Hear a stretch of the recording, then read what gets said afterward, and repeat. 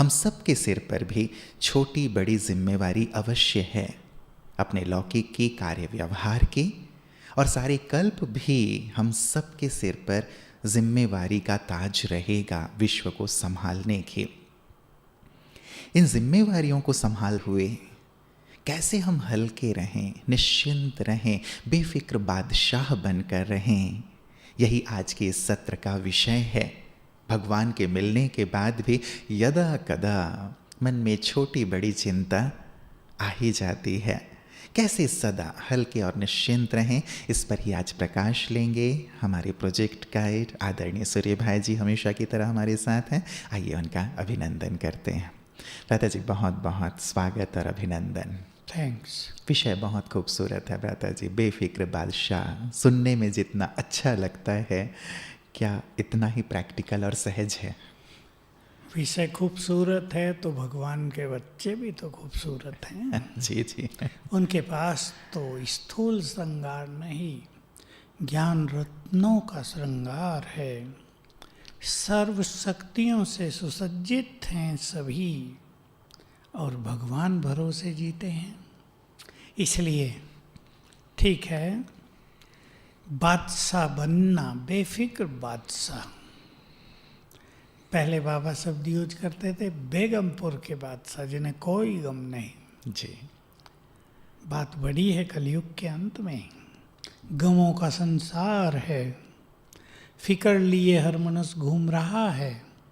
लेकिन ज्ञानियों की पहचान ही ये है कि वे ज्ञान के बल से, कुछ योग के बल से, कुछ अपनी सुंदर धारणाओं के बल से, अपने त्याग के बल से, समर्पण भाव के बल से अपने जीवन को निश्चिंत करते चलें और एक दिन ऐसा आए कि वो बिल्कुल इस संसार में बेफिक्र बादशाह होकर विचरण करें।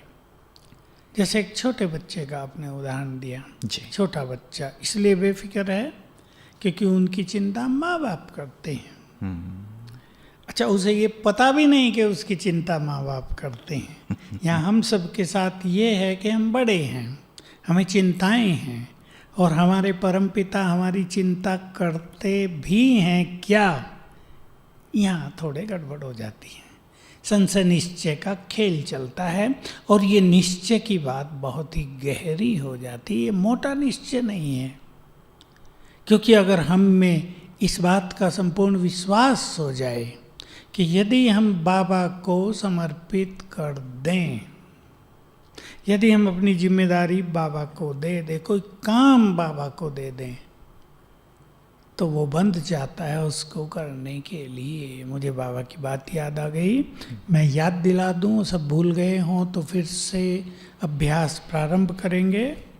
बाबा ने कहा कोई भी मुश्किलात आए प्यार से कहना मेरा बाबा, बुलाओ बाबा आ जाओ मदद करो।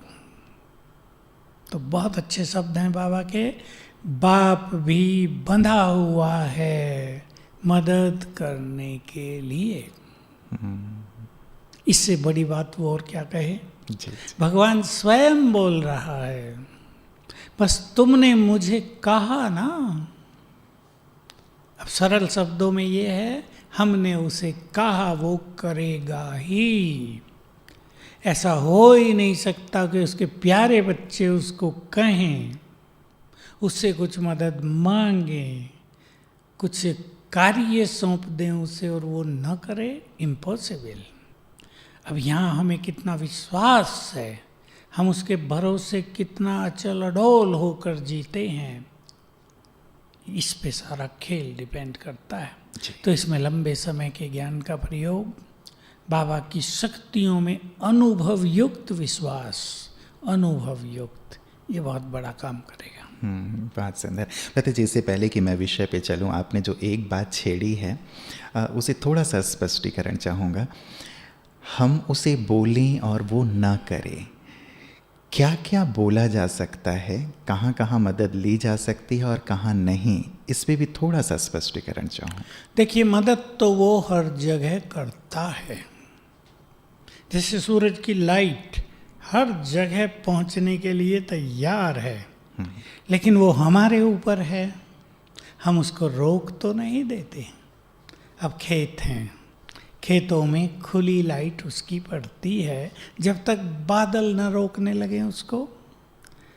ऐसे ही बाबा से हमने जो कुछ कहा वो मदद तो करेगा, लेकिन रुकती कैसे है मदद?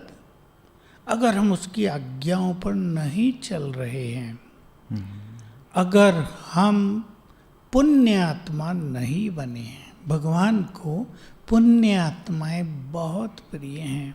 अगर हमारे पाप हमारे सामने दीवार बनकर खड़े हैं तो भगवान की मदद काम नहीं कर सकती। और एक राइट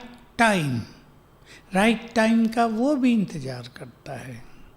हर चीज़ का एक राइट टाइम है। वो हमें कुछ अनुभव भी देना चाहता है, वो हमें कुछ शक्तिशाली भी बनाना चाहता है, इसलिए हम उसकी शक्तियों में विश्वास रखें। लेकिन कहने की बात, जैसे अब एक बच्चा पढ़ता नहीं है बिल्कुल, और वो कहे या उसके माँ बाप कहें इसके 90% मार्क्स आने चाहिए, बाबा आप मदद करना। जी जी। लेकिन वो पढ़ता ही नहीं है, इसमें काम नहीं चलेगा। जी। हमारा पुरुषार्थ और उसकी मदद दोनों का मिलन होना चाहिए।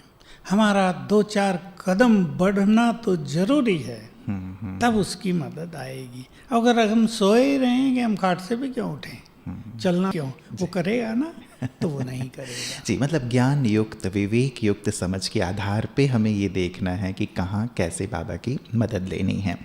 पहला प्रश्न है व्रत जी, ये जो बेफिक्र बादशाह शब्द है, तो हमें किन किन बातों में बेफिक्र बनना है और किन बातों की फिक्र करनी है? क्योंकि कई बार होता है कि पुरुषार्थ ऊपर नीचे होने पर भी हम बेफिक्र बन करके बैठे रहते हैं कि बाबा ने तो कहा है कि बेफिक्र। वो बेफिक्र नहीं, वो अलबेलापन है, वो आलस्य है, वो केयरलेसनेस है। जी।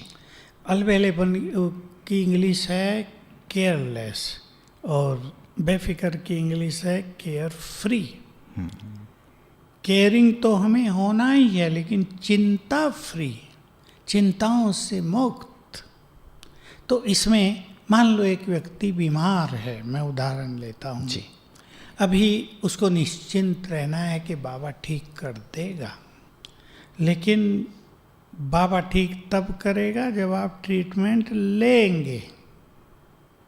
आप कुछ भी ना करें, बाबा ठीक कर देगा, तो ये पॉसिबल नहीं होगा। अब दूसरी बात ये कि वो कब ठीक करेगा, ट्रीटमेंट भी कब तक लेनी पड़ेगी, इसमें खेल काम करता है मनुष्य के कर्मों का। अब मान लो एक व्यक्ति ने जहर खा लिया, मैं एक उदाहरण दे रहा हूँ, बीके तो जहर नहीं खाएंगे, पर मैं एक उदाहरण दे रहा हूँ कि इसने जहर खा लिया और जहर खाने का असर 3 दिन तक दिखाई दिया, तब हॉस्पिटल में ले गए। अभी जहर फैल चुका शरीर में, इमीडिएट नहीं पता चला। अभी उसको हॉस्पिटल में ले गए और बाबा के बच्चे कह रहे बाबा इसे ठीक करो।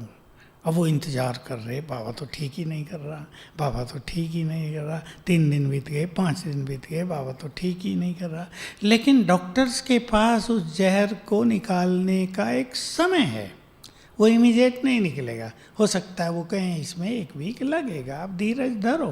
तो जैसे उनके कहने से भी हमें 1 वीक धीरज धरना पड़ेगा, ऐसे ही बाबा के पास भी एक राइट टाइम होता है जब वो देखता है इनके वो विकर्म नष्ट हो गए हैं जिसके कारण ये बीमारी आई है या ये परिस्थिति आई है। अब उसका टाइम पूरा लिखा गया। लेकिन वो विशेष भगत, वो सबके लिए नहीं। ऐसे नहीं वो भक्ति भी कर रहा हो और पाप भी कर रहा हो। भगवान को ऐसे भक्त प्रिय नहीं होते जो भक्ति करते हो दिल से, स्वार्थ से नहीं, और बहुत पुण्य आत्मा हो। उनके प्यार में भगवान बन जाता है, और जो उसके बच्चे ही बन गए, लेकिन जो उसकी आज्ञाओं पर पूर्ण रूप से चलते हों, जो उसके कार्यों को परफेक्ट करने में कुर्बानी करते हों, जिन्होंने उसके दिल को जीत लिया, उसके लिए वो ऐसा भी कर सकता है। बिल्कुल।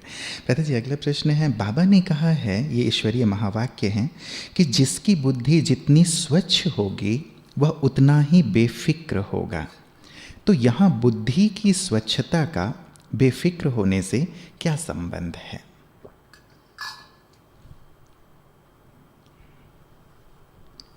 बुद्धि की स्वच्छता का तो एक ही मीनिंग होता है कि बुद्धि में कोई गंदगी ना हो। गंदगी से हम सब परिचित हैं, चाहे वो परचिंतन की हो, व्यर्थ चिंतन की हो, दूसरे के अवगुण रख लिए अपनी बुद्धि में, या अपनी बुद्धि में दूसरों के लिए गलत एटीट्यूड्स बनाकर रख लिए, ये तो है ही ऐसा। इस गंदगी से क्या होता है कि परमात्म शक्तियाँ प्राप्त नहीं होती। स्वच्छ बुद्धि, बिल्कुल खाली बुद्धि व्यर्थ से, इसमें ही तो भरेंगी परमात्म शक्तियाँ। तो परमात्म शक्तियाँ न भरने से मनुष्य बेफिक्र नहीं हो सकता। छोटी छोटी बातें उसे चिंतित करेंगी। बात केवल ये नहीं कि हम बाबा को छोड़ दें सब कुछ जी, लेकिन हमें ज्ञान का भी यूज करके अपनी चिंताओं को समाप्त करना चाहिए। वो तो एक पहलू है कि अपनी चिंताएं उसे दे दो, बोझ उसे दे दो, लेकिन वो ये भी चाहता है कि हम इतने समर्थ बने, हम इतने कैपेबल बने कि अपने तो छोड़ो दूसरों के भी बोझ हम नष्ट कर सकें, दूसरों के भी विघ्न हम नष्ट कर सकें। तो ज्ञान का प्रयोग करना और अपने को समर्थ बनाना, ये भी बेफिक्र बनने का एक उत्तम साधन है। जी जी जी, हर बार हम भगवान के आगे हाथ फैलाने लगे, तुम कर दो, वो भी तंग हो जाएगा ना, बार बार मेरे पास आ जाता है, खुद तो कुछ करता नहीं, ये काम नहीं चलेगा। जी जी जी जी, बिल्कुल। मतलब ये दूसरा पहलू बहुत महत्वपूर्ण रहता है जी, इस पर सबको विचार करना चाहिए कि ज्ञान जो इतना सुंदर बाबा ने दिया है उसे भी हम बेफिक्र रहने में यूज़ करें और दूसरों को भी बेफिक्र बनाएं उसके आधार पर। 3 शब्द हैं, चिंता, फिक्र और ओना। इनमें क्या फ़र्क है? ओना सिंधी शब्द है। ओना माना किसी चीज़ को प्राप्त, जैसे हमें मान लो कहीं जाना है, अब स्टेशन पे जाना, हमारी गाड़ी 10 बजे, तो जाने का ओना कहेंगे यहाँ। भाई जाने की लगन है, उसको हल्की चिंता भी कहेंगे, लेकिन उसे वो चिंता नहीं कहते जो चिंता खतरनाक है। वो एक लक्ष्य है कि भाई हमारे पास आधा घंटा है, आधा घंटे में हमें स्टेशन पहुंच जाना चाहिए। इसको बाबा कहते तुम्हें ओना लगा रहे याद करने का, तुम्हें ओना लगा रहे संपूर्ण बनने का, सतो प्रधान बनने का। ये सिंधी शब्द है। और चिंताएं थोड़ा बड़े रूप से प्रयोग की जाती हैं जब मनुष्य गहरे सदमे में चला जाता है, उसे गहरी चिंता हो जाती है जो उसके जैसे खून को भी सुखाने लगती है। और फिक्र एक छोटी छोटी बातों के लिए, भाई इस चीज़ का फिक्र, उस चीज़ का फिक्र, जो कॉमन संसार में चलता है, और ये फिक्र हर एक को रहता ही है और रहना भी चाहिए, तब मनुष्य कुछ काम करता है। तो बड़ी स्थिति है चिंता, भयानक, जिसको चीता के समान कहा गया चीता के समान है। और जो काम काज के फिक्र, बच्चों की पढ़ाई का फिक्र, चिंता नहीं, फिक्र है भाई इन्हें राइट टाइम पे भेजना है, इन्हें होमवर्क कराना है, इनके अच्छे मार्क्स आ जाए, इन्हें पुश करते रहना है। और जो ओना है ये एक लगन। जी जी जी, मतलब एक पॉजिटिव शब्द है ओना। क्या किसी चीज़ की फिक्र करना विकार या अवगुण कहलाता है? क्या फिक्र करना पाप के खाते में जमा होता है? नहीं, इसका नाता पाप से नहीं है, इसका नाता है मनोस्थिति से। भाई हमें खुशी नहीं रहेगी, हम ज़्यादा फिक्र करेंगे तो फिक्र हमारी चिंताओं में बदल जाएगी, तो फिर हमें खुशी नहीं रहेगी, हमें शांति नहीं रहेगी, और फिर हम अपने चित्त को एकाग्र भी नहीं कर पाएंगे। बाकी इसमें पाप और पुण्य की बात नहीं है। जी, क्या फिक्र करना ब्राह्मणों का नेचुरल स्वभाव नहीं होना चाहिए? फिक्र करने से तो पुरुषार्थ और ही तीव्र होगा ना, हमारी उन्नति में सहायता होगी। होना ही चाहिए। अगर पुरुषार्थ का ही फिक्र नहीं, यह मान लो एक गृहिणी है, उसके घर में 4 मेहमान आए हुए और उसको अच्छा भोजन बनाने का ही फिक्र नहीं, यहाँ चिंता की बात नहीं, फिक्र, एक लक्ष्य तो होगा ना, एक लगन तो होगी ना, तो वो तो कुछ काम ही नहीं कर सकेगा। इसलिए अच्छे ब्राह्मण वही जो अपने श्रेष्ठ पुरुषार्थ का फिक्र करें। जी जी, इस फिक्र से बेफिक्र बादशाह नहीं बना, ये फिक्र करने से बेफिक्र बादशाह। जी जी, पहला प्रश्न ही यही था। कई लोग ये सोच करके कि बाबा ने मना किया है, स्थिति भले ही डामाडोल हो रही हो, लेकिन अपने पुरुषार्थ की भी फिक्र नहीं करना, मस्त रहो, जो हो रहा ठीक है। भाई साहब, कईयों के साथ ऐसा भी होता है कि अपने पुरुषार्थ को लेकर इतना चिंतित हो जाते हैं कि स्वयं को ही डिमोटिवेट करने लगते हैं, उमंग उत्साह खत्म हो जाता है। तो ऐसे ब्राह्मणों को क्या सजेस्ट करेंगे? वो गलत है। कुछ विदेशियों के हमने समाचार में बताया, जब उनसे पुरुषार्थ नहीं हो तो अपने को मार पीटने लगे।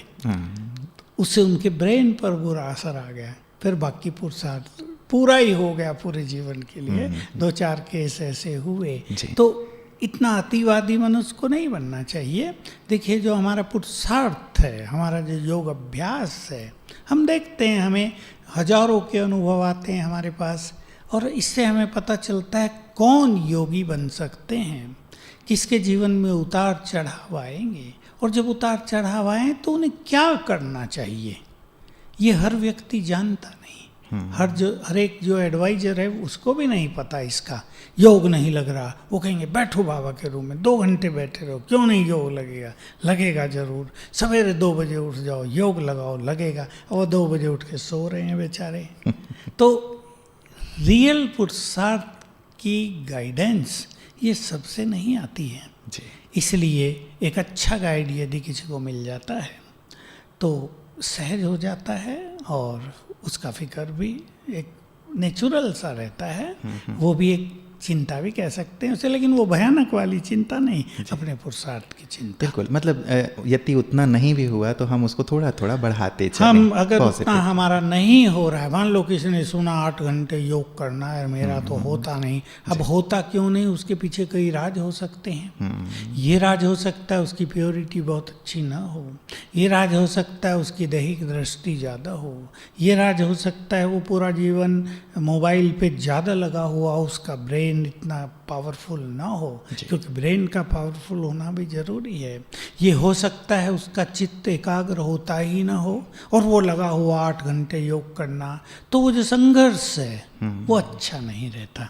इसलिए हर एक को अपनी अपनी योग्यता को समझते हुए, अपनी सामर्थ्य को समझते हुए, मेरा पुरुषार्थ किस गति से आगे बढ़ सकता है। अगर आपको 8 घंटा योग का चार्ट बनाना है तो आप लक्ष्य रख लो 1 साल में बनाना है।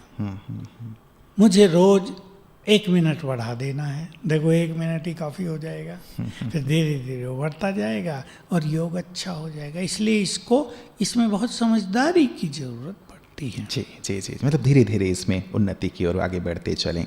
बाबा ने कहा है कि इस अलौकिक जन्म का धर्म अर्थात धारणा ही है मौज में रहना, परंतु वर्तमान समय यदि शारीरिक, पारिवारिक या आर्थिक स्थिति से यदि हम मजबूत नहीं हैं तो कितनी भी कोशिश करें ज्ञान के आधार से भी हम चिंता मुक्त नहीं बन पाते। तो ऐसे में हम मौज के जीवन का अनुभव कैसे करें? इसमें थोड़ा सा हमें ये करना पड़ेगा कि उन चीज़ों से थोड़ा हट कर, थोड़ा डिटैच होकर, मान लो जॉब चली गई जी, अभी आर्थिक तंगी भी होने लगी, अभी बहुत प्रैक्टिकल बात है, मनुष्य को चिंता होगी, उसको बच्चे भी हैं। लेकिन हम बाबा का उदाहरण लें।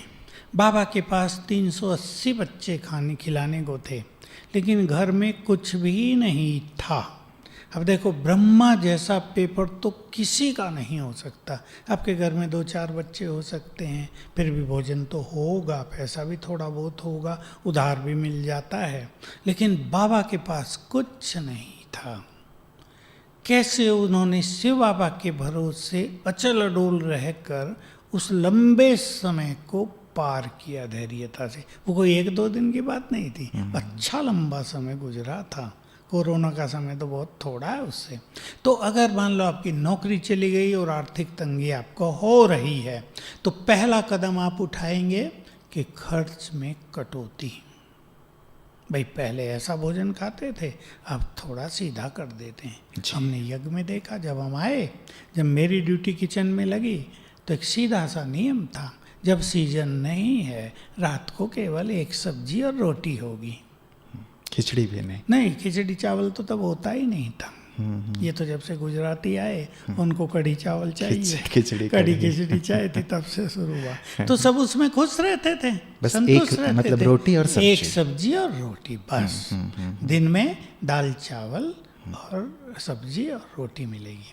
तो बाबा ने भी ये सिखाया, और ये कॉमन बात है भाई, जब ऐसा समय आ जाए, आमदनी कम हो रही हो, तो इकोनॉमी से जीवन जीना ही चाहिए। दूसरी बात, अपनी साधना को बढ़ा दें। चलो वो कमाई नहीं हो रही है, अलौकिक कमाई कर लेते हैं। थोड़ा सा प्लानिंग करें स्त्री पुरुष दोनों, और अपने घर के वातावरण को बहुत अच्छा बनाएं। तो स्थिति श्रेष्ठ होने से, योग बल बढ़ने से, ये सब चीज़ें सहज ही ठीक हो जाएंगी। तो ये दो चीज़ें हर एक को अपनानी चाहिए। लेकिन अगर इन्हें छोड़कर चिंता करने लगे, बेकार है, अब उसके तेल के तो पैसे नहीं हैं, बड़ी परेशानी हो गई, लेकिन उस टाइम कार पहले भी तो नहीं थी, छोड़ देना चाहिए। जैसे हमारे यहाँ भी किया है, कारें सबकी खड़ी हैं, तेल नहीं है तो समय अनुसार करना ही पड़ता है ना। जी जी जी, बिल्कुल। मतलब हम एक रास्ता निकाल लें, अपनी अवस्था को अच्छी रखें, तो परिस्थितियाँ, बातें ठीक होती चलेंगी। घर में बड़ा होने के नाते घर की सारी जिम्मेवारी बाबा ने मुझ आत्मा को दी है। ड्रामानुसार क्या इन हालातों में भी बेफिक्र बादशाह बनना संभव है? यदि हाँ तो कैसे? यदि संभव न होता तो भगवान कहते ही क्यों। बाबा का एक महावाक्य मैं आपको सुना दूं, साकार में बोला करते थे बाबा। बाप बच्चों को जिम्मेदारी देते हैं जैसे आपको दी है, लेकिन जब बच्चे वो जिम्मेदारी बाप को समर्पित करके कार्य करते हैं, तो बाप उनकी जिम्मेदारी को पूर्ण करने लगते हैं। ये सिद्धांत है। इसलिए जिम्मेदारी की जितनी चिंता है, उतनी ही चिंता अपने श्रेष्ठ पुरुषार्थ की भी कर दो, तो जिम्मेदारी निभाने में बाबा आपकी बहुत मदद करने लगेगा। जी, सब जिम्मेवारियां, बाल बच्चे पति सब कुछ बाबा को सौंप कर खुद को निमित्त समझ बेफिक्र तो हो जाते हैं, लेकिन सदा के लिए बेफिक्र बादशाह नहीं रह पाते। इसके लिए क्या करें? ये ज़्यादातर होता है व्रत जी लोगों को कि हमने सब सौंप दिया, लेकिन फिर कब हमने ले लिया वो हमें ही नहीं पता चलता। देखिए आज के समय में जो कोरोना काल है, जी, इसमें ये बात बहुत प्रैक्टिकल हो रही है, और इसी को ध्यान में रखकर और भविष्य को ध्यान में रखकर मैं इसका उत्तर देता हूँ। अब मान लो एक चिंता है कि बच्चे पढ़ नहीं रहे। अभी फादर ने बहुत अच्छी तैयारी कराई थी कि बच्चों को मेडिकल में भेजेंगे, आईआईटी में भेजेंगे, या और कोई हायर एजुकेशन उन्हें दिलाएंगे। अब थोड़ी समस्या आ गई, धन की भी कमी हो गई, और जो एग्ज़ाम हो रहे थे अब शुरू हुए हैं, मान लो वो भी नहीं हो रहे थे। तो मनुष्य चिंतित होता है, लेकिन अब मनुष्य को क्या करना चाहिए कि समय अनुसार अपनी इच्छाओं और कामनाओं को ढालते चलें। अगर ये मनुष्य नहीं करेगा तो उसकी चिंताएं दिनों दिन बढ़ती जाएंगी। इसलिए ठीक है, बच्चों की पढ़ाई मान लो 1 साल नहीं हो रही, कोई बात नहीं, फिर पढ़ेंगे। सदा तो ये दिन रहेंगे नहीं, दिन तो बदलते जाएंगे, परिस्थिति बदलेंगी, कभी अच्छी आएंगी, कभी बुरी आएंगी। चलो 1 घंटा ड्रॉप हुआ, क्या प्रॉब्लम हुई, फिर आगे पढ़ लेंगे। तो अगर ऐसी मेंटलिटी बनाएंगे और अपने परिवार में बच्चों का भी मन हल्का करेंगे तो बहुत अच्छा होगा। अगर सोचते रहेंगे, बच्चों को भी कहेंगे हाय 1 साल बेकार चला गया मेरे बच्चों, बच्चे भी कहेंगे हाय पापा क्या करें, देखा हम तो पीछे रह गए, तो घर में मायूसी छा जाएगी। हाँ, उमंग उत्साह बढ़ा देना चाहिए, और खुशी के माहौल में सब कुछ जल्दी अच्छा हो जाता है। तो समय अनुसार हर चीज में चेंज, तो बेफिक्र बादशाह रह सकेंगे। नहीं तो ले लेंगे उसको फटाफट वापस कि हमारी चिंता तुमने क्यों ले ली बाबा, वापस करो। एक नेचुरल आपको नहीं लगता है कि जैसे किसी व्यक्ति को एक आदत हो गई होती है, एक संस्कार ही बन गया होता है, भाई मैं बोलना नहीं चाहता हूँ लेकिन बोल देता हूँ, मैं करना नहीं चाहता लेकिन कर जाता हूँ। क्या ये भी एक नेचुरल सी आदत नहीं हो गई है कि हमने दे तो दिया लेकिन बार बार ले लेने की, और कब ले ली वो पता ही नहीं चलता? नहीं, बात लेने की नहीं है।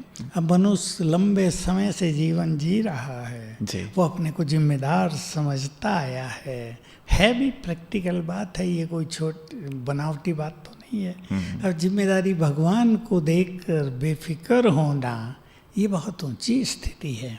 इसके लिए बहुत अच्छे अभ्यास की जरूरत है। जिसने लंबा काल समर्पण भाव से जीवन जिया हो, लंबा काल। वो कह दिया बाबा सब कुछ तेरा, बच्चे तेरे, बस इससे काम नहीं चलता। और सारा दिन ये मेरे मेरे हैं उसमें लगे रहे। तो ये जो समर्पणता है ये बड़ी सूक्ष्म है, बड़ी गुह्य है। इसको जैसे जैसे बढ़ाते चलेंगे तो ये चिंताएं और फिक्र भी समर्पित करना आता जाएगा। जी जी, एक चीज़ बताइए इसी से जुड़ी हुई बात। एक होता है हम उन्हें दे देते हैं, और एक दूसरी बात होती है कि हमारे मन में कहीं ना कहीं ये तो रहता है कि चलो हमने दिया तो है, लेकिन करना तो आखिर हमें ही पड़ेगा ना। बच्चे यदि गलत रास्ते पे जा रहे हैं, बोलना तो हमें ही पड़ेगा, उनकी सारी देख रेख हमें ही करनी पड़ेगी, घर में क्या क्या होगा हमें ही करना पड़ेगा। तो इन दोनों चीज़ों को कैसे समझें? बिल्कुल, करना तो स्वयं को ही पड़ेगा। कोई बाबा तो आके बच्चों को पढ़ा नहीं देगा। लेकिन मैं एक बात कहता आया हूँ कुछ दिनों से, और कईयों ने वो नोट की होगी, कि हम इतना समर्पित भाव बढ़ा दें कि हमारी प्लानिंग भी बाबा करें, और वो कर देता है। और प्लानिंग करके प्लानिंग को पूर्ण भी वो स्वयं करने लगता है। अब बच्चे बुरे संग में जा रहे हैं, अभी हजारों केसेस से हमने देख लिया कि माँ बाप उन्हें डांटते डपटते उनका पैसा बंद कर देते हैं, पढ़ाई छुड़ा देते हैं, फिर भी वो रुकते नहीं हैं। हम ये देखते आए। परिवार की एक ही घटना, लड़की का कुछ केस हुआ था, उन्होंने उसकी पढ़ाई छुड़ा के घर रख ली तो वो डिप्रेशन में, एक मास में वो डिप्रेशन में आ गई पूरी तरह से। अब वो जो पहली समस्या थी उससे ये कई गुना बड़ी समस्या बन गई। तो इसलिए मैं बाबा की एक बात कहता हूँ, अपने घर के माहौल को, उनके वाइब्रेशंस को बहुत अलौकिक बनाओ, तो ये समस्याएं बढ़ेंगी नहीं।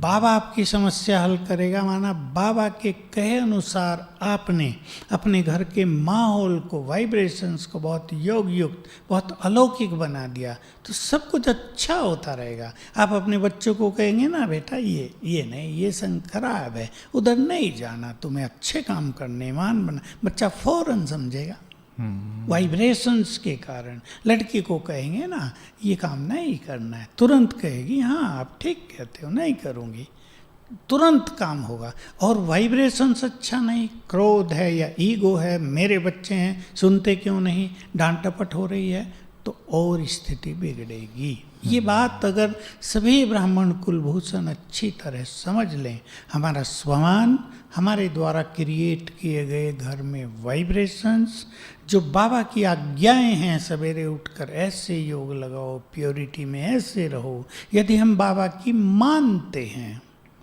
तो बाबा हमारे लिए बहुत कुछ करता है। चलिए, बहुत ही सूक्ष्म बात है भ्राता जी, इस पर सचमुच सभी को विचार करना चाहिए। जब हम व्यवहार में व सेवा में आते हैं उस समय कर्म कॉन्शियस हो जाते हैं। जब तक हमारा कार्य पूरा ना हो जाए एक चिंता व फिक्र बनी ही रहती है, मन भारी होने लगता है। ऐसे में अपने आप को कैसे हल्का रखें? देखिए, इसमें उस टाइम हल्का रखने की बात नहीं, टोटल हम एक अच्छी स्थिति का निर्माण करते रहें। अब मान लो मैं उदाहरण दूँ, दो कुश्ती वाले पहलवान लड़ रहे हैं, अभी दोनों ही पावरफुल हैं, बराबर की जोड़ी होती है, कभी वो नीचे कभी वो नीचे, दोनों में अनिश्चितता भी है, पता नहीं कौन जीतेगा, मैं जीतूंगा या ये जीतेगा, लेकिन फिर भी वो हिम्मत नहीं हारते। और उनकी जो कुश्ती की प्रैक्टिस है दांव आदि लगाने की, वो लंबे समय की है। अगर वो कहें पहलवान बहुत बड़ा, अब इससे कौन सा दांव से कुश्ती लड़ूं, तो नहीं होगा। तो ये ऐसी चीज़ है, कर्म कॉन्शियस होना मनुष्य की नेचुरल नेचर बन गई है। हम भी देखते हैं, मैं भी अपने से पूछता हूँ कि ये काम मैं कर रहा हूँ, अभी शुरू भी करते हैं, लेकिन कभी कभी काम में अति व्यस्तता हो जाती है, और काम यदि और ढंग का है तो बाबा छूट जाता है। लेकिन अगर हम लंबे समय के प्रैक्टिस करने वाले हैं तो ये जो कर्म कॉन्शियसनेस है, इस पर हम विजयी हो सकते हैं। और इसका तरीका यही है कि बीच बीच में हमें कुछ अभ्यास करते रहना चाहिए, उस कर्म में नहीं, पहले से ही, ताकि हमारी आदत हो जाए। तब जब कोई ऐसा जिम्मेदारी का काम हमारे सामने होगा जिसमें हम फुल्ली इन्वॉल्व हो जाते हैं, उसमें भी हम कुछ ना कुछ अभ्यास करते रहेंगे। कम से कम कर्म करने से पहले 1, 2, 3 मिनट कुछ अच्छे अभ्यास अवश्य कर लेने चाहिए, और बीच बीच में भी करेंगे तो कर्म कॉन्शियस नहीं होंगे, कर्म का प्रभाव नहीं पड़ेगा, और जो एक फिक्र रहता है उसको पूरा करने का, उसकी बजाय हमें निश्चिंतता आ जाएगी कि ये तो पूरा होना ही है, हम एक्सपर्ट हैं इसमें, कोई किसी भी तरह का सटिल डाउट भी नहीं होगा कि ये पूरा होगा या नहीं, इसलिए उसकी फिक्र की बात नहीं होगी। बिल्कुल, ये तो हुआ ही पड़ा है वाली स्थिति रहेगी, या हम कल्प कल्प के विजयी हैं ये भी स्थिति रहेगी, तो निश्चिंतता मुझे लगता है कि आ जाएगी। बाबा ने कहा है कि जो अभी बेफिक्र बादशाह नहीं बनते वो भविष्य के भी बादशाह नहीं बनते। तो देखा जाए तो कोई ना कोई फिक्र है ही, जीवन में आती ही रहती हैं, तो क्या ये सही है कि हम भविष्य में बादशाह नहीं बन पाएंगे? कभी ना कभी बन जाएंगे, जब कोई ना कोई फिक्र है तो कभी ना कभी बन जाएंगे। त्रेता युग बहुत बड़ा होगा, देखो त्रेता युग के लिए बाबा ने कहा है 16,108 प्रिंसेस होंगे, यानी बहुत राजाई हो जाएंगे। अब भारत का जो विस्तार है दूर दूर तक फैल गया होगा, जी जी, इसको वृत्तर भारत कहा गया है इतिहास में, यानी विशाल भारत, जिसमें श्रीलंका, सिंगापुर तक, इधर थाईलैंड तक, उसके भी आगे तक, इधर ईरान, इराक तक, ये सब हिस्सा भारत में आ जाता है। चीन और रशिया तक का भी हिस्सा भारत में रहता है आदिकाल में। तो उस टाइम जरूर आप राजा बन जाएंगे। थोड़ी चिंता रहती है तो थोड़ी सी कटौती हो जाएगी, ज़्यादा चिंता ना करो इसकी भी, इसकी चिंता करने की ज़रूरत नहीं है। जिस प्रकार ब्रह्मा बाबा को अपनी राजाई का नशा रहता था, वो बेफिक्र रहा करते थे, ऐसे ही आज की इस फिक्र व चिंताओं भरी दुनिया में हर परिस्थिति में विजयी बनकर हम बेफिक्र कैसे रहें? इन परिस्थितियों में नहीं, परिस्थितियों का प्रभाव हमारे नशे पर ना आए, हमारे नशे का प्रभाव परिस्थितियों पर आए। अब बाबा को बहुत नशा रहता था, इसलिए बाबा को जो बूढ़ापन था ना वो भी खत्म हो गया था। किसी को बाबा को देख के ऐसा नहीं लगता था बाबा कोई बूढ़े हैं, उनके हाथ हिल रहे हों, वो किसी का हाथ सहारा लेके चल रहे हों, वो हाय हाय कर रहे, वो तो बिना सहारे के बैठा करते थे, बिना सहारे, और किसी को लगता ही नहीं था कि बाबा कोई बूढ़ा है। लोग तो समझते थे शिव बाबा इनके तन में रहते हैं ना, इसलिए शिव बाबा सदा थोड़ा ही रहते थे। उनको अपना ईश्वरीय नशा वो उनको चुस्त दुरुस्त रखता था, जवान रखता था। इसलिए परिस्थितियों में नशा रहिए नहीं, नशे में रहें तो परिस्थिति नहीं रहेंगी, ऐसा करेंगे। जी जी जी, इसे पलट करना पड़ेगा उल्टा। जब हम अपनों के प्रति शुभ भावना रखते हैं और हमारी शुभ भावना का उन पर कोई भी असर होता हुआ दिखाई नहीं देता, बल्कि और ही परिस्थितियां बिगड़ती हुई दिखाई दे रही हैं, तो भी मन में एक चिंता का भाव उत्पन्न होने लगता है, तो क्या अपनों के लिए की गई यह चिंता सही नहीं? नहीं, चिंता तो मनुष्य को होगी, क्योंकि जो अपने हैं उनके लिए मनुष्य कुछ करना चाहता ही है, और ये चिंता होना स्वाभाविक भी है। परंतु हमारी शुभ भावनाओं का असर दूसरों पर तब होगा जब हमारे अंदर योग की शक्ति बहुत होगी, और अगर फिर भी असर न हो तो हमें इसको नियति मानकर, उनका भाग्य मानकर अपने को थोड़ा हल्का कर देना चाहिए। जैसे कई बच्चों की माताएं बात करती हैं, मेरी बच्ची पढ़ती नहीं, 10वीं किया है। मैंने कहा कितने नंबर आए हैं? 40% आए हैं। मैंने कहा क्या बनाना चाहती हो इसको? मैं तो इसको डॉक्टर बनाना चाहती थी। मैंने कहा इसके 40% आए, तुम और जोर लगवाओगी 50 आ जाएंगे 12वीं में, क्यों बेचारी के पीछे पड़ी हुई हो, रहने दो ना। डॉक्टर बनाना ही ज़रूरी है क्या? इसे अच्छा इंसान बना दो, जो इसकी योग्यताएं हैं उनको आगे थोड़ा बढ़ने दो। तो क्या है, कुछ चीज़ों को हमें स्वीकार करना पड़ता है। अब उसका बेचारी का बुद्धि का लेवल ही एवरेज है, अब उसे सोचे टॉप पर ले जाएं, वो पूरे बोर्ड को टॉप कर दे 12वीं में, ये कैसे होगा? इसलिए कुछ चीज़ों को एक्सेप्ट करेंगे तो निश्चिंत सहज रह सकेंगे। जी जी, एक चाहना लेकिन रहती है माता पिता की, और जैसे हम भी कई बार आप भी कहते हैं कि योग से, अच्छे अभ्यासों से बुद्धि का लेवल बढ़ सकता है। जो अनहोनी मतलब ऐसी चीज़ें हैं जो हमें लग रहा है कि नहीं हो पाएंगी, वो भी संभव है, और ऐसे में बाबा की भी मदद हो सकती है। तो क्या यहाँ ये पॉसिबिलिटी नहीं? अगर योग करें तो योग अच्छा करें more than 4 hours every day, तो बाबा की मदद मिलती रहेगी। और बुद्धि को रिफाइन करने का लक्ष्य बना लें।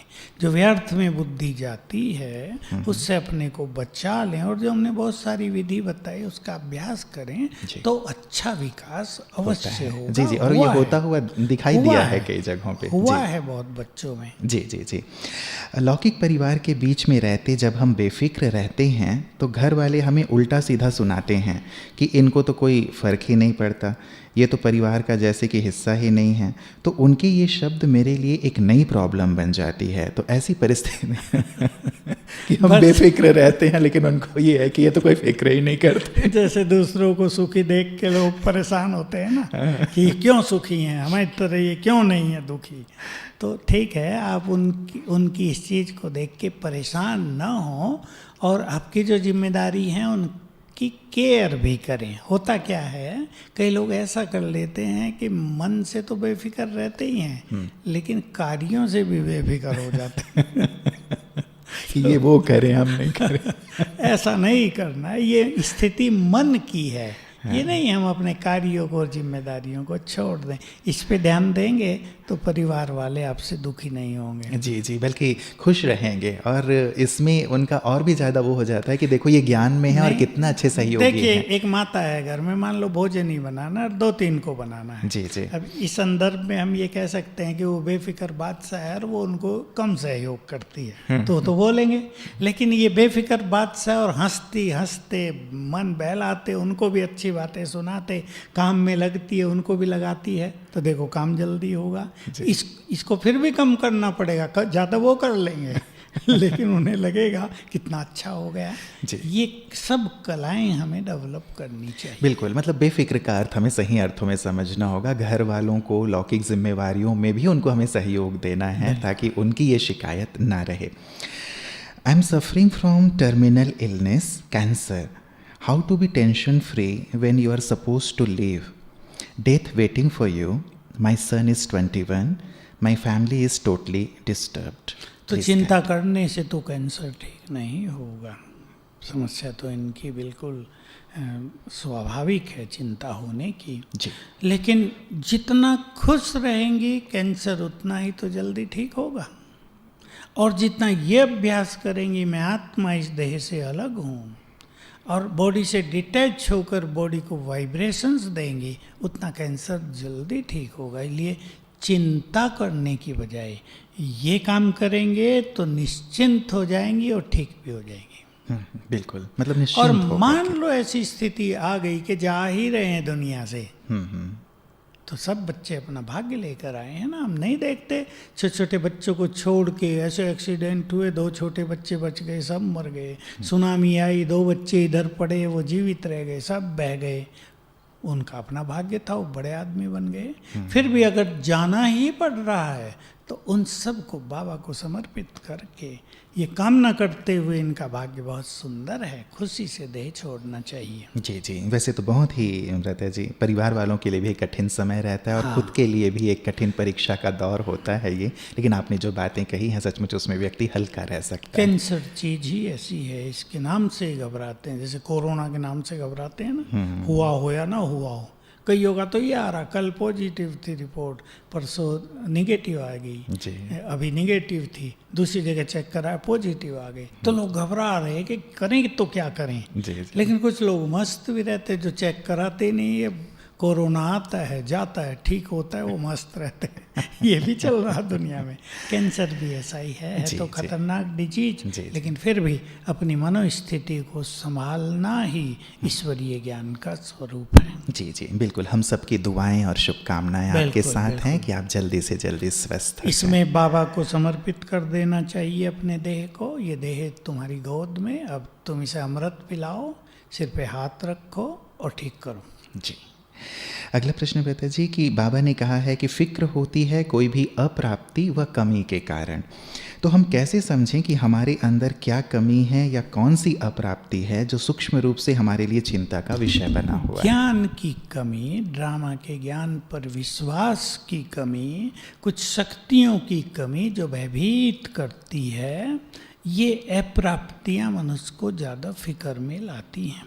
जिसने ड्रामा के रहस्य को समझ लिया हो वो जल्द निश्चिंत जीवन जीते हैं। जी जी। अब बेहद का वैराग्य हमारा पिछला विषय था भ्राता जी। तो प्रश्न है कि बेहद का वैराग्य और बेफिक्र बादशाह, क्या दोनों में कोई कनेक्शन है? देखिए, बेहद का वैराग का अर्थ है हमारी बुद्धि संसार में कहीं भी लिप्त न हो, हम पूरी तरह से डिटैच हो गए हों। और जब ऐसी स्थिति हमारी होगी तो हमारे अंदर स्पिरिचुअल पावर बहुत बढ़ जाएगी और तब बेफिक्र रहना इजी हो जाएगा। जी जी। बाबा कहते हैं सभी चिंताएं मुझे देकर बेफिक्र बादशाह बन जाओ, पर ऐसा कैसे करें जबकि जन्म पत्री में आगे चलकर दुख परेशानियां लिखी हुई हैं और अभी तक उसमें लिखी सब बातें सच हो रही हैं। अगली जन्म पत्री को योग बल से बदला जा सकता है। अब इसमें दो सत्य होते हैं। कुछ लोग हैं मान लेते हैं भाई अब हम कार से जा रहे, एक्सीडेंट होगा ही। लेकिन कुछ लोग ये करते हैं कि उस टाइम को डिले कर दो, क्योंकि वो एक्सीडेंट का भी टाइम निश्चित था ना, हमने उसको 5 मिनट पीछे कर दिया तो एक्सीडेंट छूट गया। तो हर चीज को बदला जा सकता है, इसमें योग बल सबसे बड़ी चीज है। बाबा हमेशा कहते हैं तुम्हारी आयु भी योग बल से बढ़ती है। ब्रह्मा बाबा के लिए उदाहरण देते हैं, ज्योतिषियों ने इसको बताया हुआ था तुम्हारी आयु 60 साल है, अब देखो बढ़ती जाती है, क्योंकि सबसे बड़े योगी थे। योग से हमारी आयु बढ़ती है, हमारी भाग्य की रेखाएं बदलती हैं। योग के साथ पुण्य कर्म, प्योरिटी, भगवान के कार्यों में सहयोग देना, ये सब हमारी भाग्य की रेखाओं को बदलते हैं। इसलिए जो कुछ ज्योतिषियों ने बताया है उसको निश्चित रूप से बदला जा सकता है योग बल से, ऐसे ही नहीं, अंडरलाइन करेंगे योग बल से। जी जी। तो यही बात तो भ्राता जी फिर बीमारियों वालों के साथ भी है कि उनकी बीमारियां भी योग बल से ठीक हो जाएंगी। ठीक हो रही हैं, होती हैं। जी जी जी। चलिए, एक बहुत ही सुंदर आशा का दीप आपने जला के दिया है ना। तो कई लोग इसी बात से चिंतित रहते हैं कि ज्योतिषी ने मुझे ये बोल दिया है, अब हाय क्या होगा। तो योग बल के द्वारा उसे परिवर्तित किया जा सकता है। माताएं तो ज्यादा ही डरती हैं, हम मन में दुविधा हो जाती है। एक तो पूछ भी लेती हैं, पूछना नहीं चाहिए। नहीं, पूछते भी जाते हैं और फिर डरती भी जाते हैं। फिर बाबा को मिलाती रहती हैं उससे, बाबा इसने ये कह दिया, ये तो होगा ही, अब ड्रामा तो फिक्स है, अब मैं क्या करूं। तो अगर योग बल होगा तो जैसे मैंने कहा भाग्य की रेखाएं बदली जा सकती हैं। बिल्कुल। और मुझे तो व्यक्तिगत ऐसा लगता है भ्राता जी कि हाथ क्या दिखाना, हम अपने हाथ की रेखाएं खुद बनाएं अच्छे परिश्रम और योग से। बिल्कुल, बाबा ने यही कहा, कलम तुम्हें दे दी है, लिखना तुम्हारे हाथ में है, जो लिखा हुआ उसको डिलीट करो, मिटो दो, नया लिखो। बहुत सुंदर। बाबा ने एक अव्यक्त मुरली में कहा था कि जो निश्चय बुद्धि होंगे वो सदा बेफिक्र बादशाह होंगे। उन्हें ये संकल्प भी नहीं करना होगा कि मैं बादशाह हूँ, वो सदा निश्चिंत रहेंगे ही। ऐसी स्थिति कैसे बने? क्या इससे हम ये समझें कि हम संपूर्ण निश्चय बुद्धि नहीं हैं? ये तो सत्य बात है। इस संसार में कोई भी संपूर्ण निश्चय बुद्धि नहीं है। निश्चय बुद्धि की निशानी होती है निश्चिंत जीवन। इसके लिए लंबे समय के ज्ञान की साधना, ड्रामा की साधना, ड्रामा के ज्ञान का प्रयोग करना, बाबा में पूर्ण विश्वास, और ये निश्चय अनुभव युक्त हो जाए, ये निश्चय अनुभवों पे आधारित हो जाए, तब ये निश्चय परफेक्ट होता है। मैंने कहीं सुना था मुरलियों में, लेकिन वो बात मैं अभी बताऊंगा नहीं तो सब कहने लगेंगे हम तो निश्चय बुद्धि हैं ही नहीं।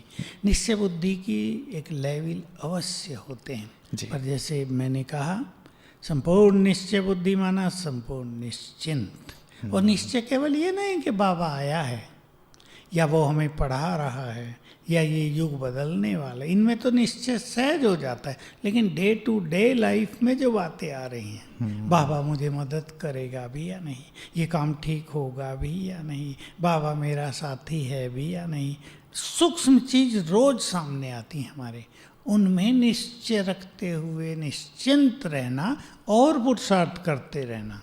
ये मैं फिर ऐड करना चाहता हूँ। निश्चिंता का अर्थ बिल्कुल नहीं कि हम भोजन ही नहीं करेंगे, हम तो निश्चिंत हैं, कार्य करने हैं जी, निश्चिंतता पूर्वक। बिल्कुल, मतलब एक बहुत ही गहरी और सूक्ष्म बातें हैं। मुझे लगता है कि एक कुछ चीज़ें होती हैं जो बाहरी तौर पे दिखाई देती हैं, लेकिन जैसे जैसे उसकी प्रैक्टिस किया जाए तो सचमुच वो बहुत ही डीप होती हैं और वो अनुभव में आती मैं चलती एक उदाहरण देता हूँ। मान लो बाबा ने एक सुंदर महावाक्य कहा हुआ है कि जब तुम घर से बाहर चलो किसी कार्य को करने, तो बाबा का आह्वान करो और संकल्प करो, सफलता मेरा जन्म सिद्ध अधिकार है, तुम्हारा कार्य सफल होगा। अब हम एक बड़ा काम करने जा रहे हैं जिसमें हमारे मन में पहले से ही दुविधा है कि वो व्यक्ति करेगा या नहीं करेगा, करेगा या नहीं करेगा।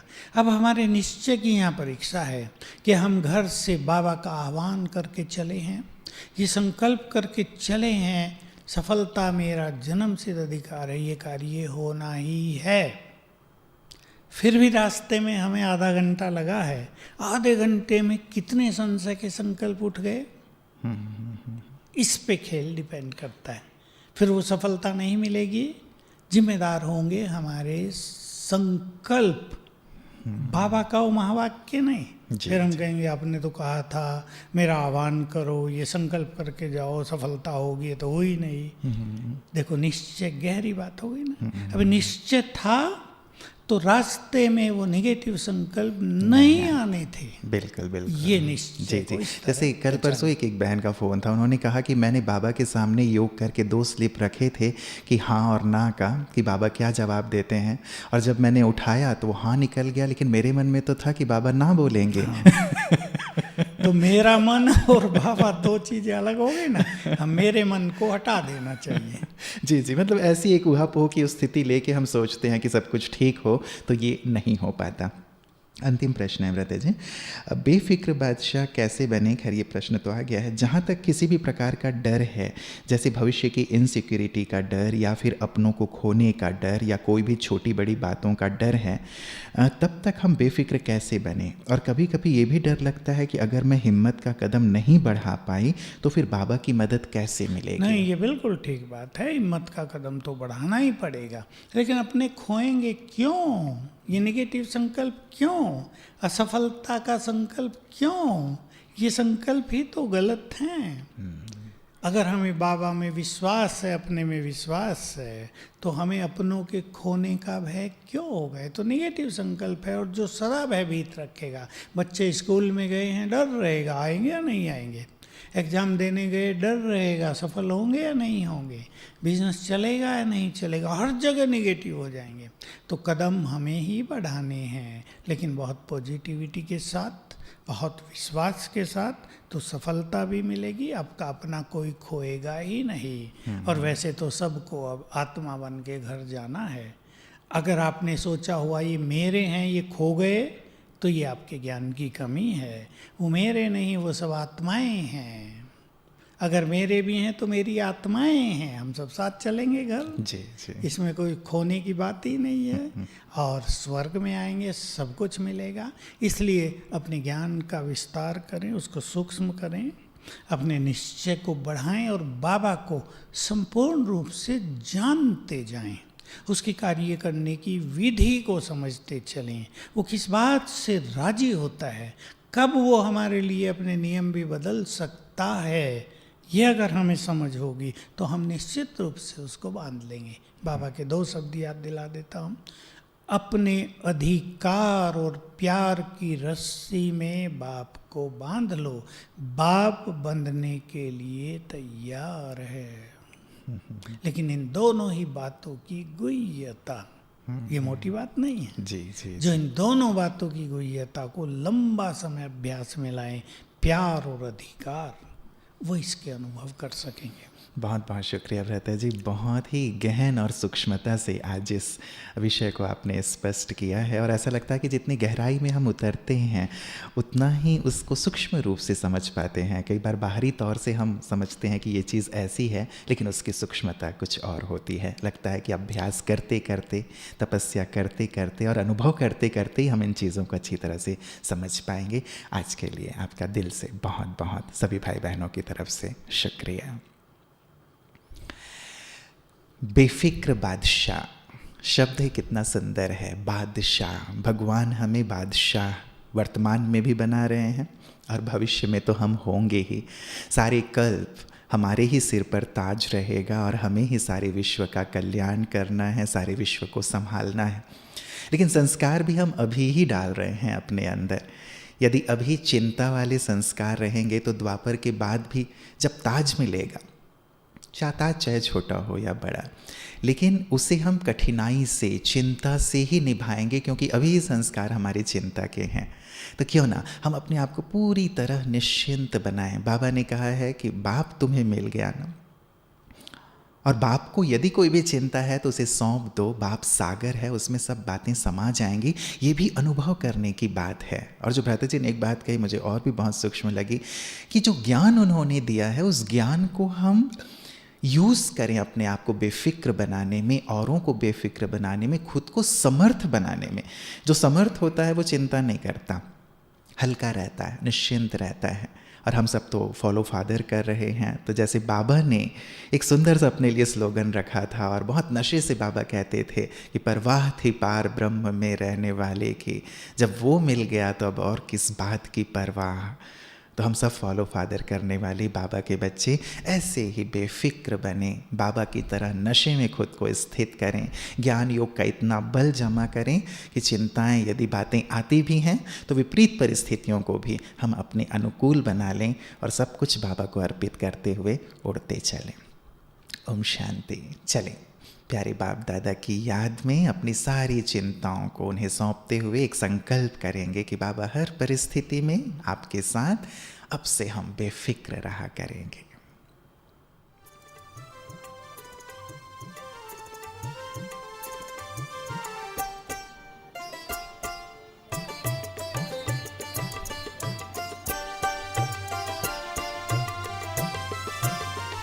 हमारा शिव है लखदातार, हमारा शिव है लखदातार, हमको काहे की चिंता।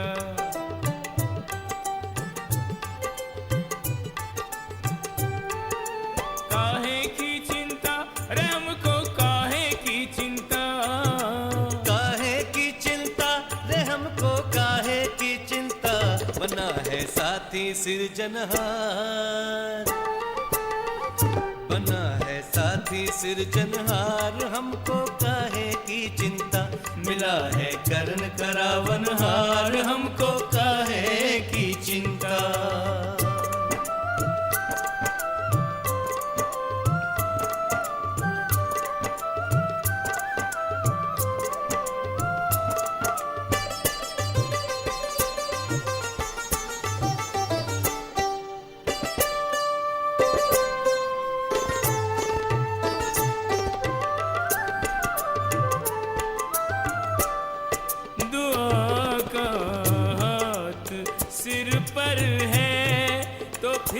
किस बात का डर है। जो होगा बस भला होगा, भरोसा उसके ऊपर है।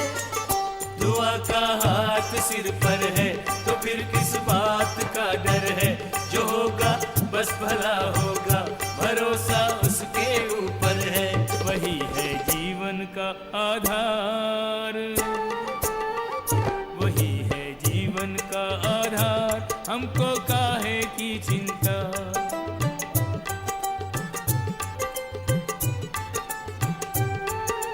काहे की चिंता रे हमको, काहे की चिंता।